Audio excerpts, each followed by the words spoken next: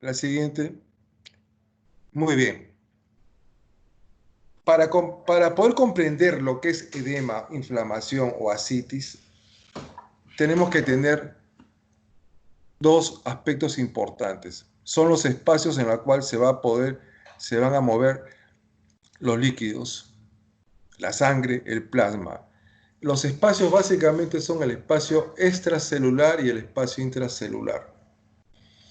El espacio extracelular está dividido en dos. Lo estoy haciendo en forma esquemática para entenderlo. El espacio intravascular, que es el espacio plasmático, y el espacio extravascular, que es el intersticial. Y que tiene una proporción de 1/3 del agua total del ser humano. Pero ambos tienen, ¿no?, similares concentraciones de cationes y aniones y la misma osmolaridad. Y el otro espacio es el intracelular, que está, bueno, indudablemente es la célula en sí. La siguiente, por favor. La siguiente. Entonces, ¿esta es la tercera o es la cuarta?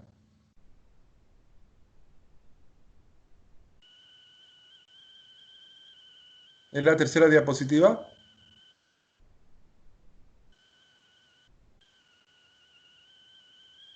¿Me escuchan, por favor? ¿Es la tercera diapositiva? Sí, doctor, es la tercera. Muy bien, ya. Entonces, vamos a ver qué es ósmosis. Esto lo voy a hacer un poco más lento porque yo quiero que eso van a tener que leer para entenderlo mejor, pero quiero que tengan la idea. Ósmosis es el movimiento pasivo de agua a partir de un área de alta concentración de la misma a través de una membrana semipermeable que va a pasar a un área de menor concentración de agua. Este movimiento, esta ósmosis, permite que se logre una cantidad en iguales partes en cada área. ¿Qué factores juegan acá? La presión oncótica. Retroceda, por favor. La presión oncótica, que en condiciones normales mide 20 miligramos de mercurio, puede aumentar hasta cerca del 18 al 20% con el ejercicio. Y hay una variable de 10%, más o menos. Su principal componente es la albúmina y en segundo lugar la globulina. La albúmina está en un 60-70% y la globulina el 30-40%. Entonces, ¿cuál es la equivalencia? Tenemos 4 moléculas de albúmina por una molécula de globulina. Importante, la presión oncótica atrae el agua por carga negativa. Esta presión oncótica es la presión aplicada por las proteínas en el plasma de un vaso sanguíneo para llevar el agua al sistema circulatorio. La siguiente. ¿Qué es presión hidrostática? La presión hidrostática es la parte de la presión debida al peso de un fluido, de un líquido en reposo. Es la presión que se aplica a los cuerpos sumergidos en un líquido o en un fluido, como puede decir. Esto se refiere básicamente a la presión que cualquier fluido ejerce en un espacio confinado. Importante tener en cuenta lo que es la presión hidrostática capilar arterial, que es de 35 miligramos de mercurio, y la presión hidrostática capilar venosa, que es de 15 miligramos de mercurio, que es importante para el regreso, el intercambio de solutos y del agua. Entonces, la presión osmótica es la presión mínima necesaria para detener el flujo interno solvente a través de una membrana semipermeable.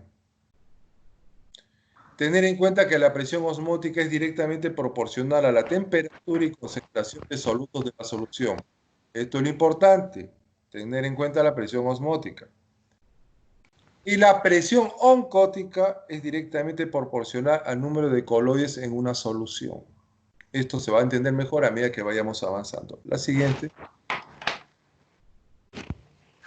Entonces, acá estamos en juego dos fuerzas, que son ambas, la presión hidrostática y la presión oncótica, llamadas tensión tisular. Entonces, si tenemos en primer lugar la presión hidrostática dentro del sistema vascular, el intravascular, y la presión oncótica en el líquido intersticial, ¿qué es lo que pasa? Que estas tienden a promover el movimiento de los líquidos desde el espacio vascular del espacio vascular al espacio extravascular. ¿Quién está jugando el juego? La presión oncótica. Repito, la presión hidrostática dentro del sistema vascular y la presión oncótica en el líquido intersticial. ¿Qué va a tender esto? A promover del espacio vascular, intravascular, al espacio extravascular. En contraste, la presión oncótica, las proteínas del plasma en el intersticio y la presión hidrostática en la parte vascular promueven que los líquidos vayan del espacio intersticial al compartimiento vascular. ¿Se va entendiendo o no se va entendiendo? Por favor, díganlo. Sí, doctor, sí, sí. Ya. Sí, doctor. Como consecuencia de este balance de fuerzas, hay un movimiento de líquidos y solutos desde el espacio vascular en las arteriolas distales y regresan al compartimento vascular por las vénulas distales. Por eso les dije hace un momento lo importante que tener la presión intracapilar arterial y la presión vascular venosa, que es lo importante para la comprensión de cómo los líquidos y solutos hacen una circulación e intercambio. La siguiente.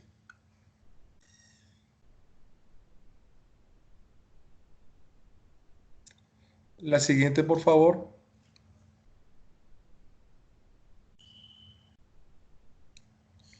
Siga, siga, ya. Entonces, asimismo, como ustedes pueden leer en la diapositiva, el líquido es devuelto desde el espacio intersticial al sistema vascular por los linfáticos. Ya estamos entrando con otro sistema, linfáticos. Estas fuerzas están en equilibrio, por lo que hay una estabilidad en el tamaño de los compartimentos, intravascular e intersticial, y que aún en grandes intercambios entre ellos está permitido. Si uno de los factores se altera significativamente, es la palabra importante, significativamente, porque tiene una ley que se llama la ley de Starling. Un movimiento de líquidos neto de un componente del espacio extracelular podría ocurrir. O sea, hay una alteración básicamente del espacio intravascular e intersticial. La siguiente.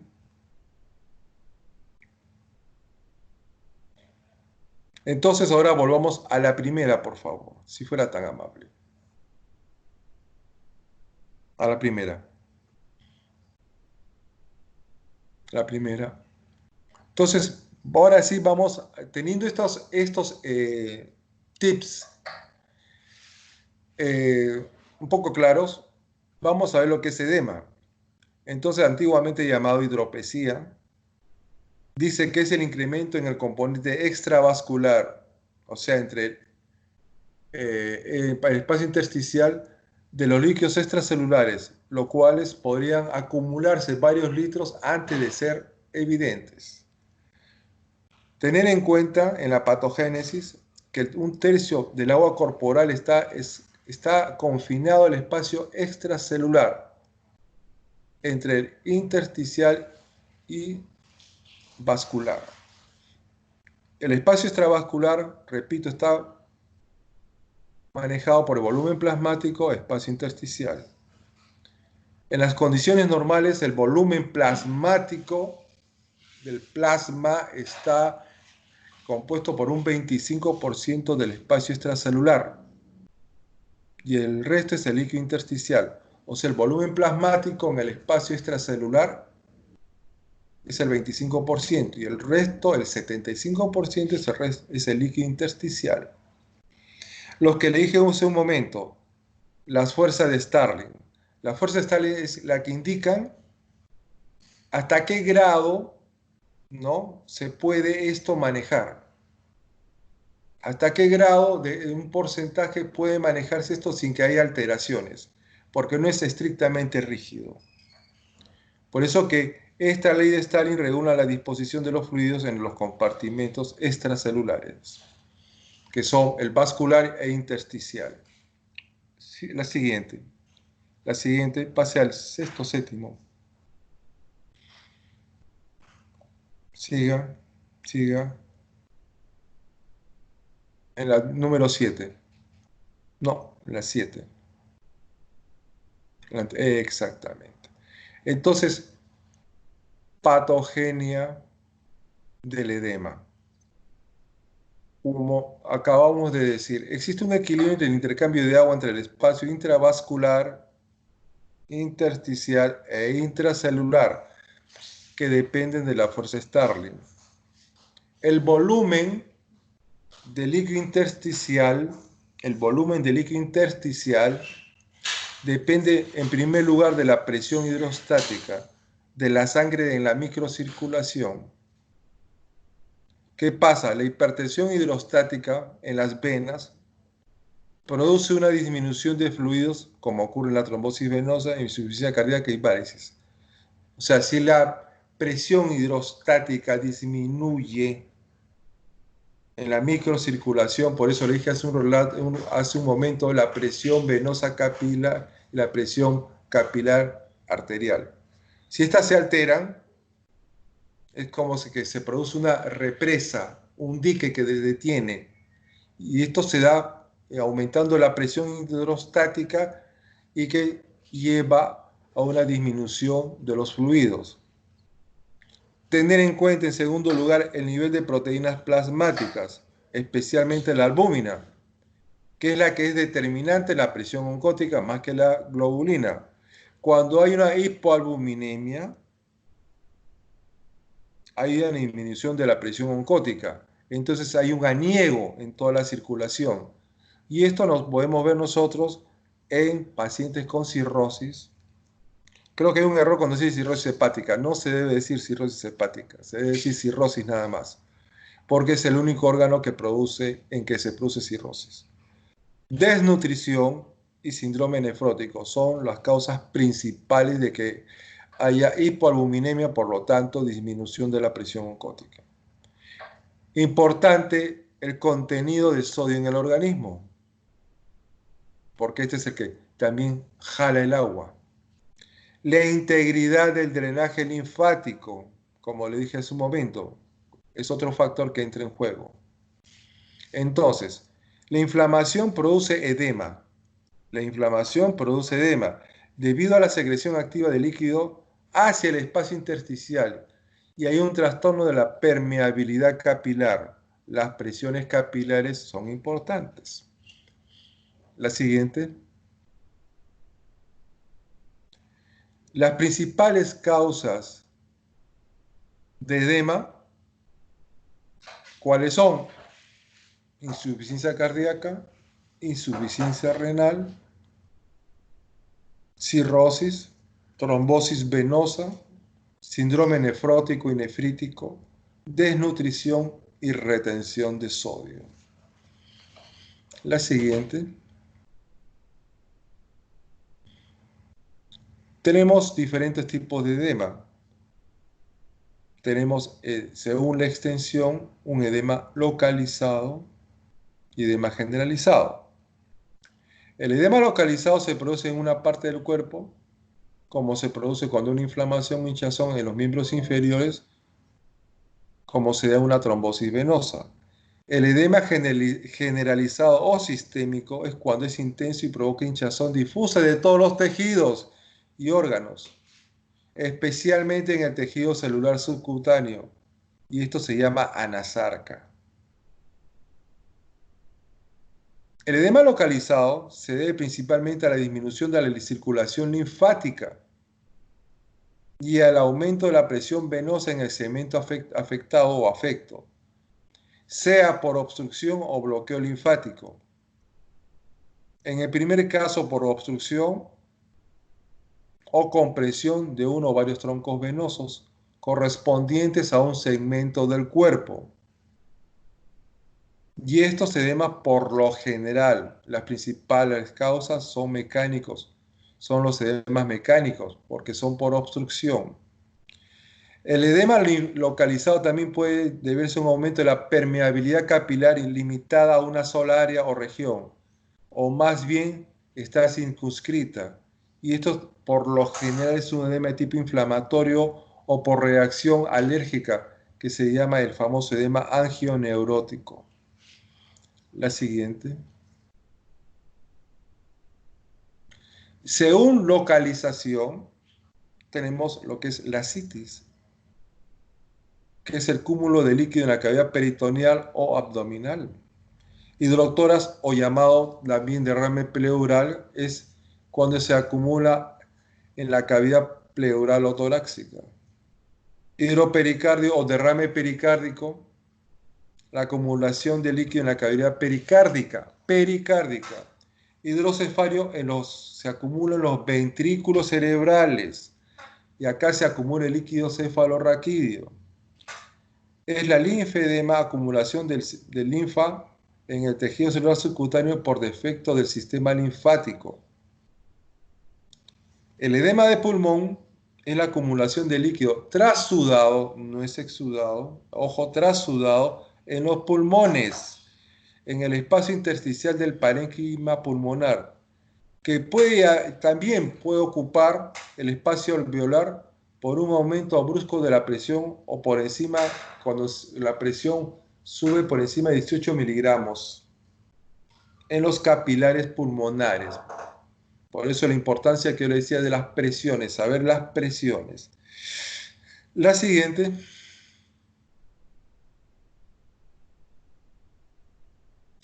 El edema macular, por lo general, esto es un edema que se produce en la retención o acumulación, perdón, de líquido en las capas de la retina, básicamente en la mácula, la cual ésta se engrosa. El líquido viene de los vasos sanguíneos. Sus paredes tienen una inadecuada función, no hay permeabilidad, y esto se ve mucho en la diabetes, la retinopatía diabética. ¿Por qué? Porque hay engrosamiento, una angioesclerosis de los vasos. Y el mixedema en realidad no constituye un tipo de edema, más es un tejido mixedomatoso de sustancia mucosa proteica. Y esto se ve con frecuencia en el hipotiroidismo.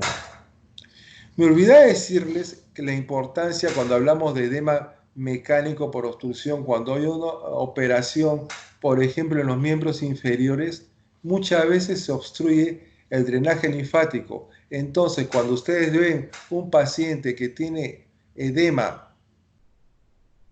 linfático, es un edema frío, duro y que no es posible poder drenarlo. Tampoco hay retorno porque hay una obstrucción de los linfáticos. Es uno de los edemas que tiene muy difícil solución. La siguiente.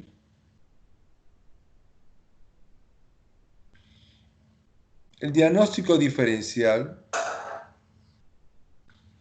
del edema generalizado no inflamatorio debe incluir o excluir insuficiencia cardíaca, insuficiencia renal, hepatopatía crónica, desnutrición. Estos 4 elementos están en relación directamente proporcional al grado de proteínas, a la disminución de la presión oncótica. Es lo más importante. Insuficiencia cardíaca, insuficiencia renal, hepatopatía crónica o desnutrición es disminución de proteínas, por lo tanto disminución de la presión oncótica. Eso que quede claro en ustedes. La siguiente.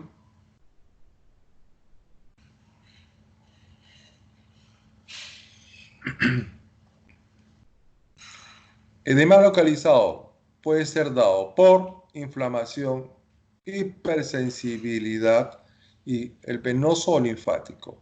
Inflamación ya hemos descrito, edema localizado de aspecto mecánico, y la hipersensibilidad por una reacción alérgica, como le dije hace un momento, un edema angioneurótico. Con respecto al edema venoso linfático, esta se puede deber básicamente a una reacción inflamatoria de las venas, troncos venosos profundos, a una linfangitis crónica, un cuadro inflamatorio del sistema linfático crónico, cuando hay resección regional de nódulos linfáticos, como le dije hace unos segundos, y en nuestro medio, cuando hay una parasitosis, como una filariasis, que el parásito está en el sistema circulatorio venoso y da un aspecto de miembro inferior de elefante, le llaman elefantiasis. Y bueno, me adelanté al decirles cuando el edema linfático es intratable, hay restricción del flujo linfático y lleva a una concentración de proteínas en el líquido intersticial, y lo cual impide la remoción del líquido, porque se endurece toda esa zona. ¿Alguna pregunta, doctores? ¿Ha quedado algo claro, algo que no sea bien descrito, algo no bien explicado? Hagan las preguntas correspondientes.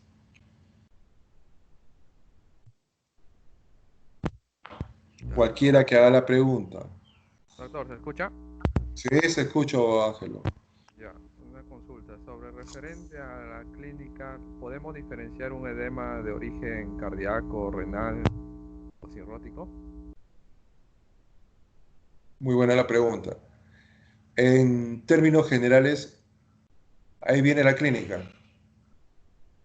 ¿Por qué? Tú tienes que ver cuáles son las sintomatologías que ha presentado el paciente para poder determinar clínicamente, en un primer lugar, en primera instancia, si eso procede del corazón, procede del riñón o procede del hígado. Porque la fisiopatología, como hemos explicado hace un momento, es la misma. Entonces, hay importancia de la historia clínica. Tienes que ver si el paciente tiene regurgitación yugular, si el paciente no puede obtener una respiración adecuada en posición semisentado, ¿no?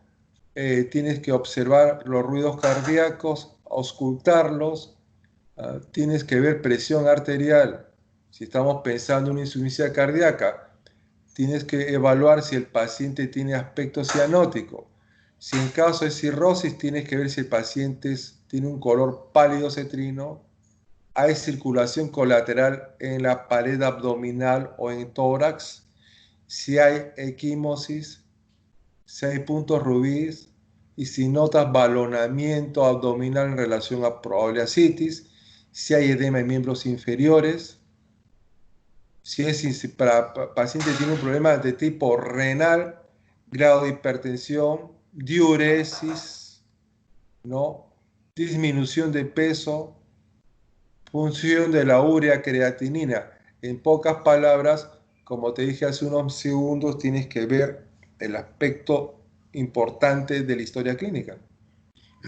Por eso me he permitido a ustedes, primero es explicarles cuál es la fisiología, cuáles son la presión oncótica, hidrostática, los espacios, la ley de Starling, porque todos esos componentes están en juego en todas las enfermedades. Y las causas diferenciales de un edema generalizado están en lo que les he dicho: desnutrición, disminución de la presión oncótica. Las causas renal, cardíaca, ¿no? Hepática. ¿Alguna otra pregunta? Yo la idea que tengo, la opinión que tengo es que ustedes deben tener la base fisiológica y fisiopatológica para poder entender lo demás. Y con la historia clínica, con la semiología que hagan, ustedes van a ir armando su rompecabezas. ¿Alguna otra pregunta? Sí, doctor, disculpe, ¿qué fármacos pueden provocar edema? ¿Qué fármacos pueden provocar edema? A ver, los antiinflamatorios no esteroideos, los corticoides,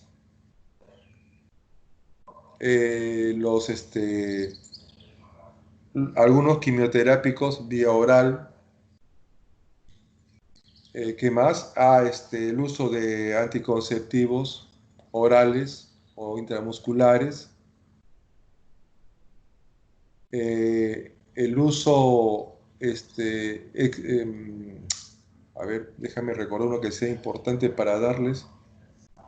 La radioterapia, por un lado, que no es que no es un fármaco en sí. La cirugía, diferentes tipos de cirugía que pueden llevar a obstrucciones. El uso inadecuado de muchas veces de antibióticos. Esos básicamente son los que podrían llevar a la formación, en términos generales, la formación de edema. ¿Alguna otra pregunta?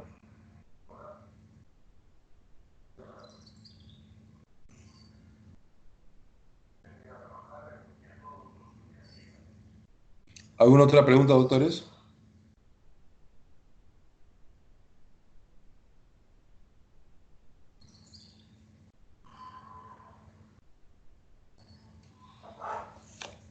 ¿Alguna duda, por favor? Siempre es bueno. Cualquier pregunta estamos para... Doctor, disculpe, ¿podría nuevamente decir la diferencia entre la presión hidrostática y la presión osmótica? Marita, pon la diapositiva, por favor, para poder... Si fueras tan amable.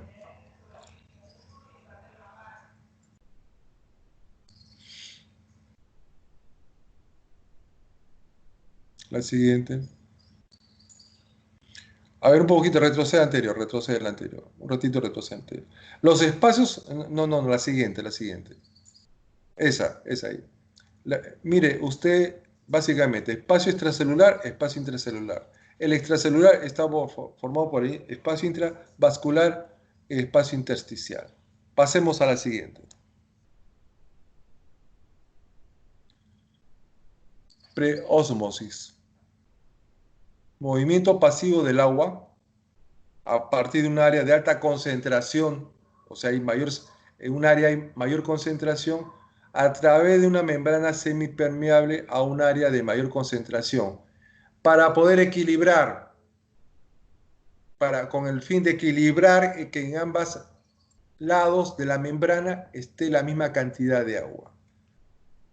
Entonces, importante, la presión oncótica, lo que les dije, lo normal es 20 miligramos, variable de 10%. El principal componente de la albúmina, 4:1 en relación a la globulina. Y la presión oncótica atrae el agua por carga negativa. La presión oncótica es la presión aplicada por las proteínas en un plasma de un vaso sanguíneo para llevar agua al sistema circulatorio, es decir, jalar el agua del intersticial hacia el espacio intravascular. La siguiente. Entonces, ahí está la presión hidrostática. Es la parte de la presión debido al peso de un fluido en reposo. ¿Cuánto pesa el líquido en reposo? Tener en cuenta que 1 litro de agua es igual a 1 kilogramo. Es la presión que se aplica a los cuerpos sumergidos en un líquido o fluido. Esta es la famosa, si ustedes leen, la famosa expresión de Arquímedes de Eureka, ¿no? En que permite por qué los cuerpos sólidos flotan en el agua. ¿Por qué? Porque desplaza el peso del cuerpo, desplaza la misma cantidad de agua. Es por eso que flota. Ahí viene, por eso esta es importante, por qué se dice presión hidrostática. De ahí por qué se ha logrado inventar que las naves puedan navegar, los barcos puedan navegar. Entonces, y esto en caso del cuerpo humano, es la presión que hace cualquier líquido en un espacio cerrado. En este caso estamos hablando del espacio vascular, intersticial e intracelular. Para recordar, tener en cuenta lo que es la presión hidrostática capilar arterial, que es de 35 miligramos de mercurio, y la presión hidrostática capilar venosa de 15 miligramos de mercurio, lo que va a permitir el intercambio, la circulación y el regreso de los líquidos a través del sistema circulatorio. La presión osmótica, como usted lo puede leer, es la presión mínima necesaria para detener el flujo interno de solventes a través de una membrana semipermeable, es decir, mantener el equilibrio. Y está directamente en relación a la temperatura y la concentración de solutos en la solución. En este caso está en relación también con el sodio que está en juego. Y la presión oncótica es directamente proporcional a la cantidad o el número de coloides, es decir, la albúmina en primer lugar en una solución. ¿Se entendió mejor o no? Sí, doctor, pero la presión osmótica no tiene un valor en sí de cuánto es. La presión oncótica es el valor normal, tiene que estar por encima de los 4 miligramos de albúmina, de 2 a 4. La osmótica. La osmótica está entre 5 a 10 miligramos de mercurio.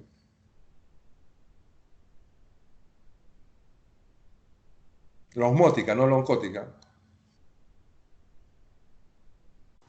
Ya, doctor, gracias. Si hay alguna duda, usted me lo repite y usted me lo dice, cualquier cosa. Pero siempre manejamos las presiones oncóticas osmóticas entre 5 a 10.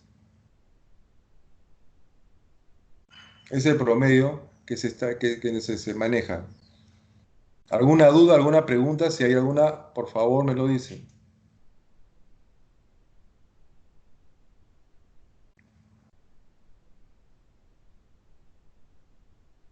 ¿Están muy callados o están muy santos? ¿Por qué Jueves Santo? Doctor, Sí. doctor, una pregunta. ¿Cuál es el tratamiento a tratar en cuanto a un edema? Y en cuanto también al edema linfático, ¿no? Ya que si es intratable, ¿qué es lo que podemos hacer? El edema linfático en sí no es tratable, porque una vez que a ustedes han cortado la cañería, ahí se concentran las proteínas. Se concentran las proteínas y eso se vuelve duro. Por eso le dije, cuando ustedes hacen la palpación, es duro, frío.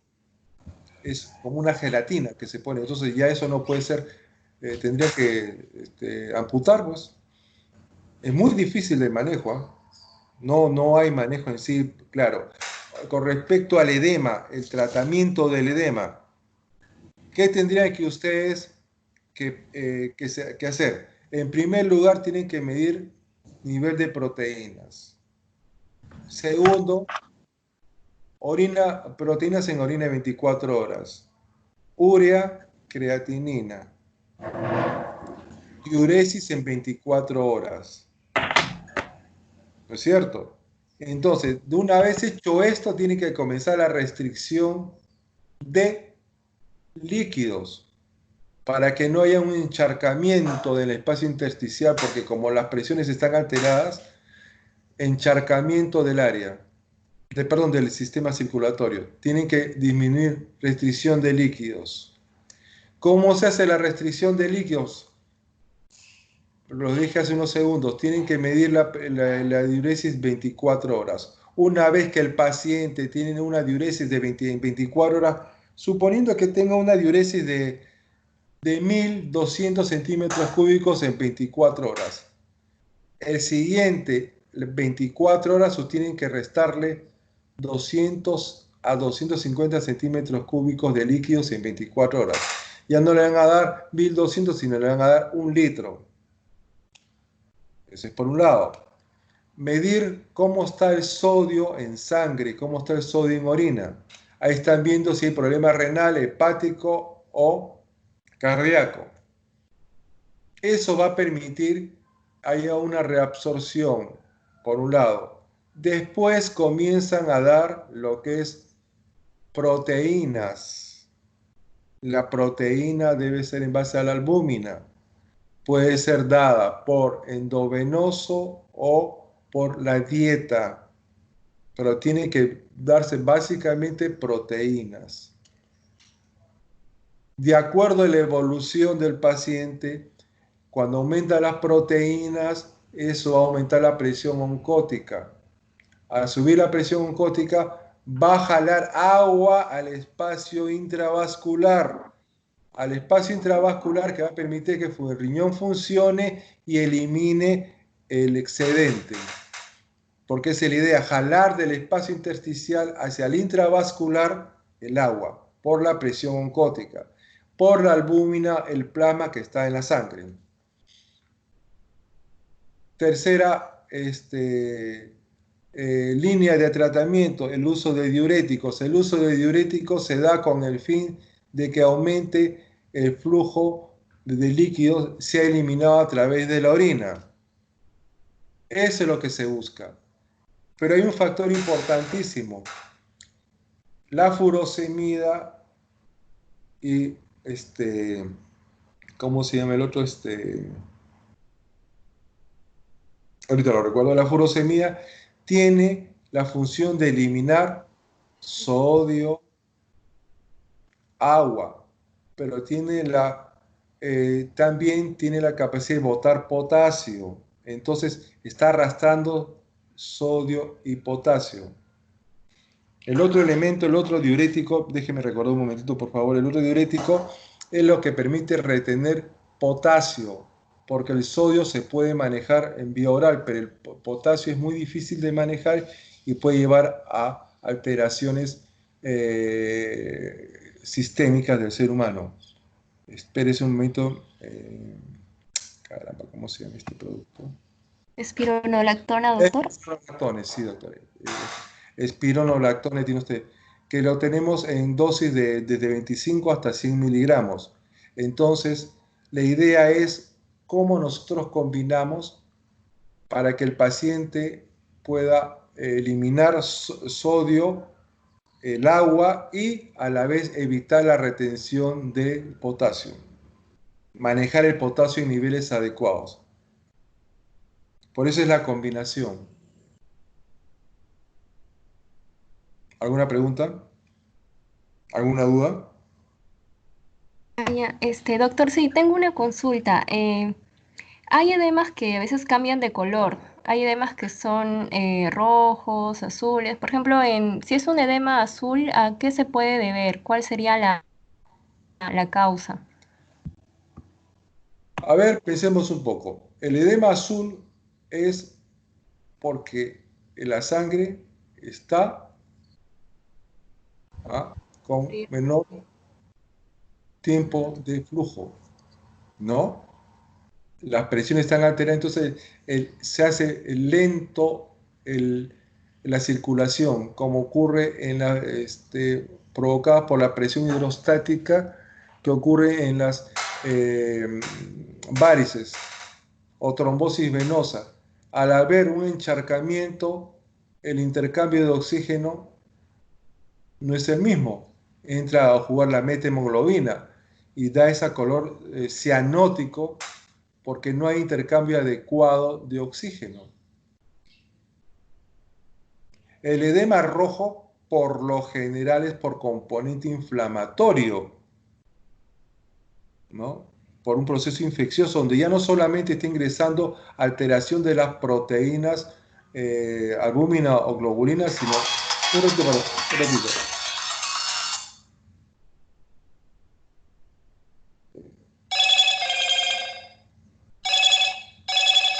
Perdonen. Donde el componente inflamatorio ya no estamos hablando solamente de proteínas de tipo albúmina, sino de la globulina, porque entran entrando en juego los linfocitos y todos los sistemas activos que hay que producen un cuadro inflamatorio y un aumento de la vascularización, de la capilaridad. Inflamación, por lo general, estamos viendo frente a un cuadro cuando hay infección, ¿no?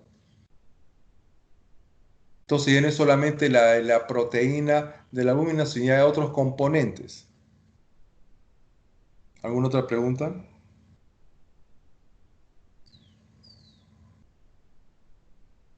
El edema del linfático es pálido, frío, blanquecino, duro. ¿Qué otra pregunta, doctores?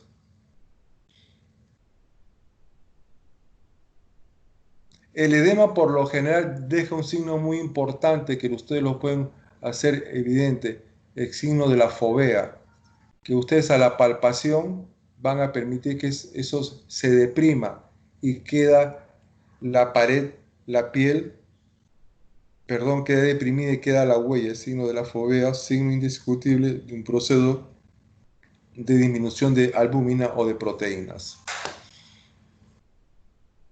¿Alguna otra pregunta, doctores? Hagan las preguntas que queden convenientes.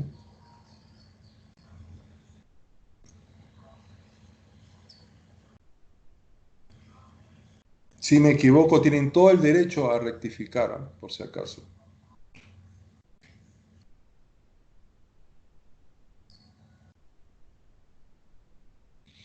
¿Alguna pregunta, doctores, por favor? ¿Está claro? Yo les sugiero que lean esa parte de lo que son presión hidrostática, oncótica, en varias oportunidades para irlo entendiendo.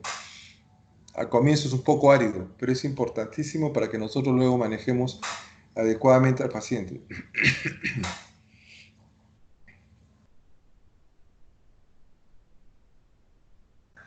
¿Alguna pregunta?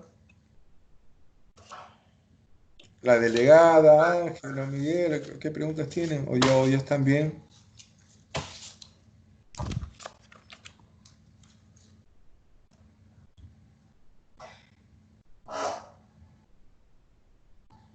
Doctor, en caso de la citis, ¿la paracentesis también puede ser parte del tratamiento o no ayuda mucho ello? Muy bien. Yo diría que no es en hepatitis, es en cirrosis.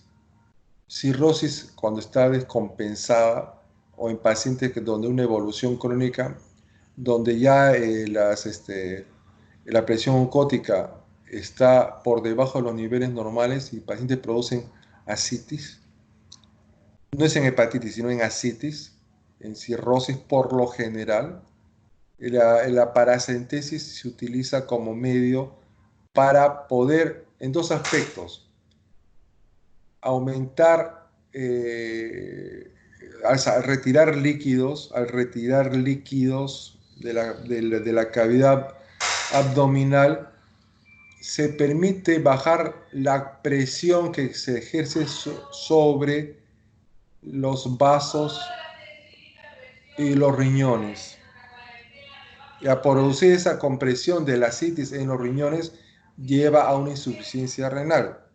Por un lado, aparte, como dije hace un momento, al disminuir el volumen de líquido de la cavidad abdominal, permite, con la proteína que haya, jalar del intersticial al espacio intravascular.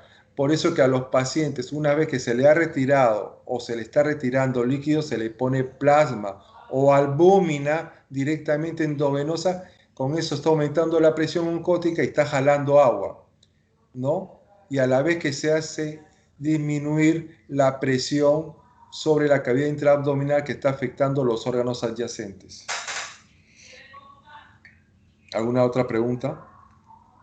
Aparte, también va a disminuir la presión sobre los vasos linfáticos, sobre los vasos venosos y va a permitir disminución del edema en miembros inferiores. Por eso es importante reconocer, o mejor dicho, explicarse o comprender lo que es presión oncótica y presión hidrostática. La siguiente. En hepatitis no hay ascitis.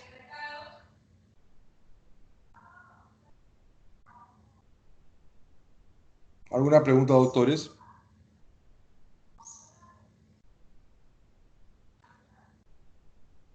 ¿Alguna crítica? Siempre es bueno. Den su opinión.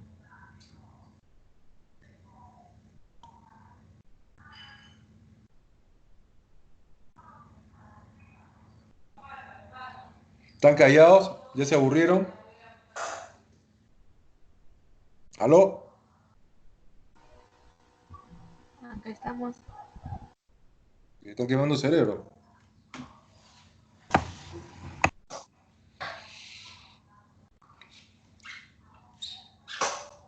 ¿Nos queda alguna otra clase como ustedes, doctores? ¿Algún seminario, algo? No sé. Bueno, seminario creo con su grupo de práctica, doctor. Nada más, o sea, es un seminario cerrado o ese grupo tiene que explicarle a todos ustedes. No, los seminarios sí son solamente con su grupo de práctica, que son 5, me parece, en su caso. Sí, qué mal. Eso debería ser para todos. Ha cambiado todo. Pero bueno, ¿qué se va a hacer? ¿Queda alguna clase con ustedes, doctores? No, doctor, solamente esas, bueno, esas 2 clases que usted había hecho las diapositivas. Bueno, depende de ustedes, mis queridos doctores. Depende de ustedes, ¿cómo se llama? Si hay algo más que aclarar, un tema, algo más que hacer. Mira, dígalo con entera confianza, con entera, así, con confianza. No, acá yo no soy el médico que le va a bloquear, no. Hable con entera confianza. Por algo Nos somos. gustaría clases de, por ejemplo, de ascitis, de hipertensión portal,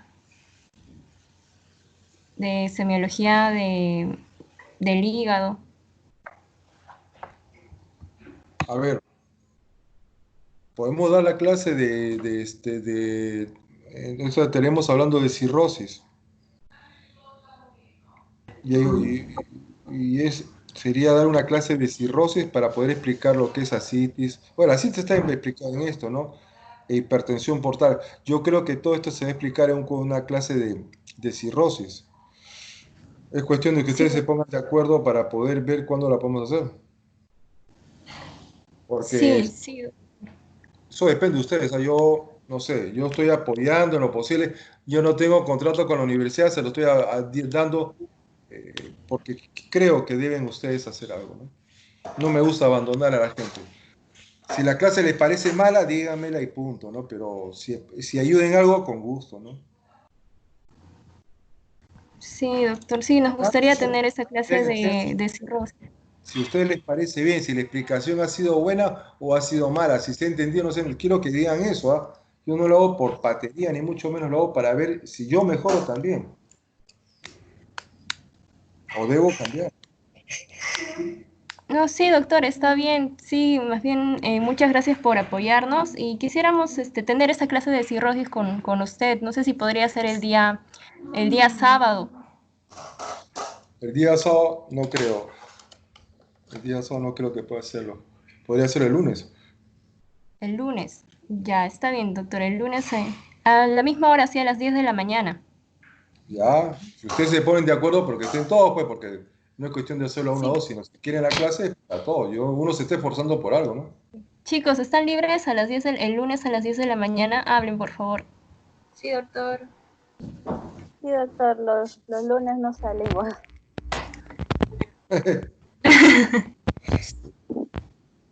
Ya, el lunes a las 10, pues, vamos a hacer la clase. Doctor, doctor, una Sí. consulta más. No sé si podría decir cuáles son las patologías más frecuentes en abdomen para justamente esas patologías estudiarlas, pues, ¿no? Bueno, son las más frecuentes porque son las que más se van a presentar. A ver, ¿cuáles son las patologías más en cuenta? ¿El sistema del tracto gastrointestinal?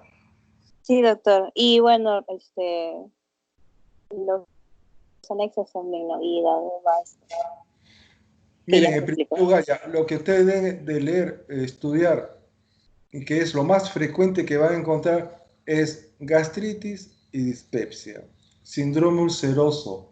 Si quieres, se la voy dictando. Gastritis, dispepsia, síndrome ulceroso, colecistitis aguda, pancreatitis. Después tienen que tomar en cuenta el síndrome doloroso abdominal, que es importantísimo, porque van a haber muchas causas que no siempre son frecuentes, pero estudiar el síndrome doloroso abdominal es uno de los pilares que todo médico debe tener un concepto de todo eso. Después, en nuestro medio, estudiar lo que es la vesícula colecistitis, cálculos en la vesícula y en el colédoco, hemorragia digestiva alta y hemorragia digestiva baja.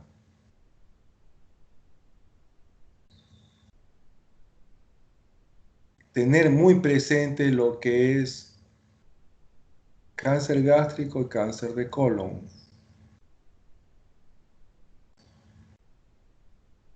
Estudiar cirrosis. Solamente le estoy dando los puntos más frecuentes, porque tenemos para leer, por ejemplo,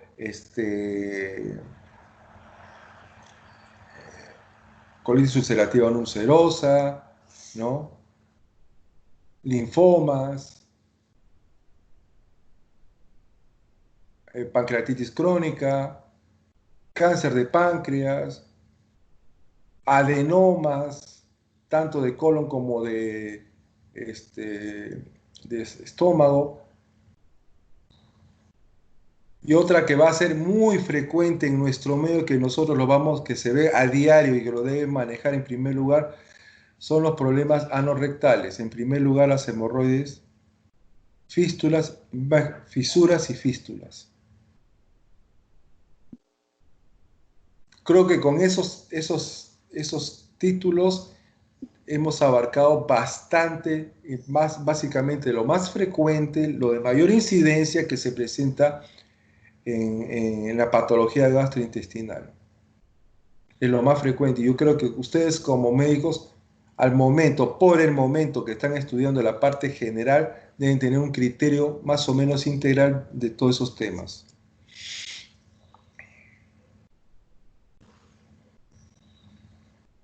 Otro aspecto importante que me olvidaba y se debe tener en cuenta en nuestro medio es hepatitis. En nuestro medio, en la zona sureste del país, dígase Apurímac, Huancavelica, Ayacucho, parte del Cusco, es la hepatitis, básicamente la hepatitis B. Y otro enemigo silencioso que está encaminándose y está incrementándose muy fuertemente es la hepatitis C. La A es en los niños, ¿no? Por lo general. No estamos tocando otros temas. Doctor, una consulta. ¿Por qué la hepatitis E resulta fulminante en mujeres embarazadas? ¿Por qué a ellas les afecta mucho más que a las demás personas? ¿Por qué? ¿Qué pasaría? Vamos a ver. ¿Qué factores están en juego en una paciente gestante? Y la hepatitis C, el problema es porque la hepatitis E es una variante donde el principal actor es el núcleo del virus. Pero ¿qué está pasando? Y es muy resistente. ¿Qué está pasando en una mujer que está gestando? ¿Mm? Y eso es fisiología, por eso yo les siempre les inculco, les digo y paro molestando, fisiología. Aumenta la vascularización, aumenta el flujo sanguíneo, entonces hace que este ataque del virus de la hepatitis C, variante E, entre con mayor frecuencia es porque ya se hace sistémico y puede cruzar la barrera hematoencefálica en algunos casos. ¿Por qué? Porque la droga, qué hormona está en la gestación incrementada?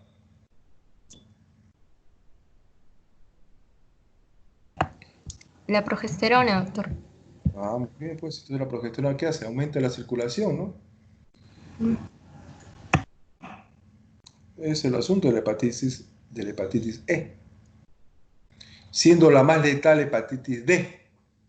Es mucho más letal, pero que en nuestro medio no se da. Es una hepatitis que se da en la India y se presenta muchas veces cuando acá ataca el monzón o los huracanes de la India.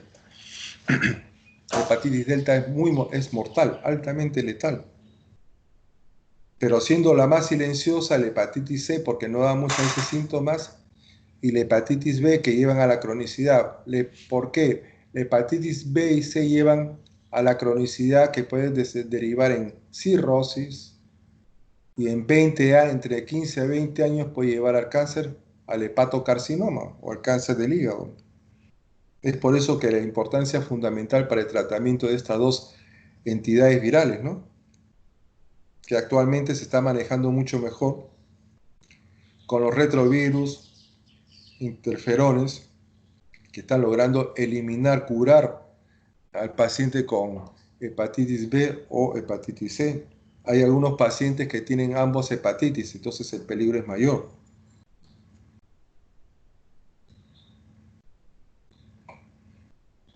¿Alguna otra pregunta?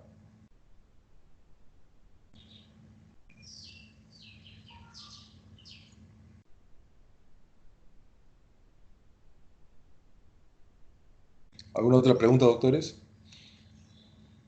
Voy a buscar la clase, porque yo nunca he dado a ustedes la clase de cirrosis. Voy a enviar a la delegada y de acuerdo a eso vamos para poder, voy a leer la clase, estudiarla y para poderle darles, ¿ya? ¿Les parece? Sí, doctor, está Sí, bien. doctora. ¿Algo queda claro, algo queda en la nebulosa, algo queda duda, en la nube, no sé?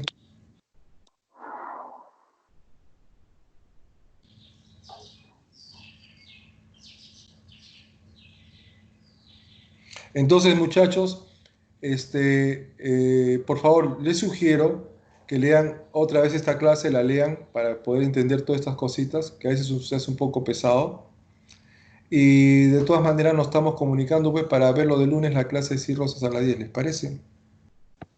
Sí, doctor, está bien. Ok, cuídense mucho. Pues Ya, muchas gracias, no doctor. hagan diabluras, no hagan diabluras. Ya, gracias, doctor. Hasta el lunes. Hasta el lunes, nos vemos. Gracias, Gracias, doctor. De igual doctora. manera, muchas gracias. Cuídense. Gracias.